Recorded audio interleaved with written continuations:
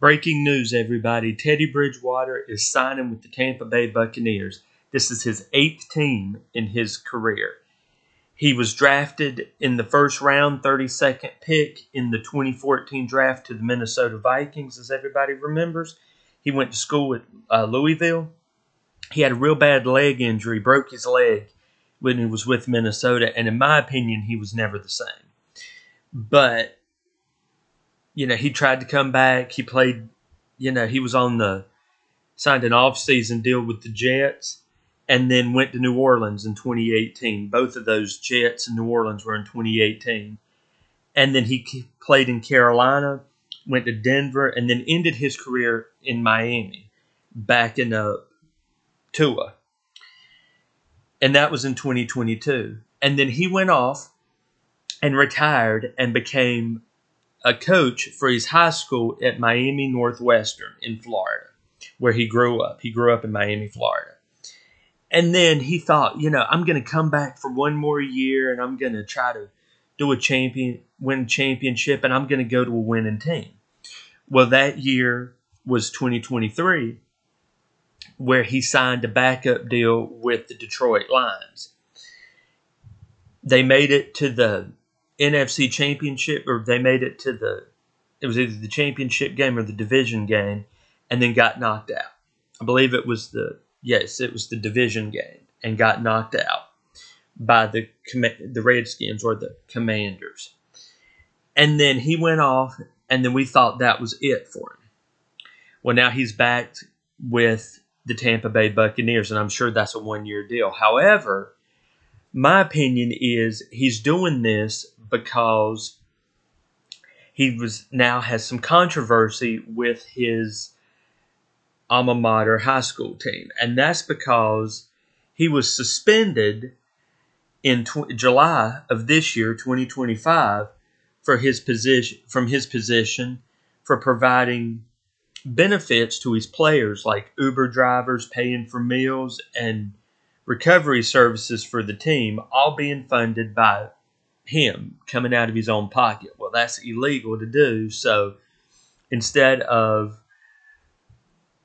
the school, it backfiring on the school, they're going to distance themselves from Bridgewater and, say, yeah, that was all him, that's not us. And I wholeheartedly believe that. But why would you do something like that, Teddy? And again, you're signing in Tampa Bay as a backup.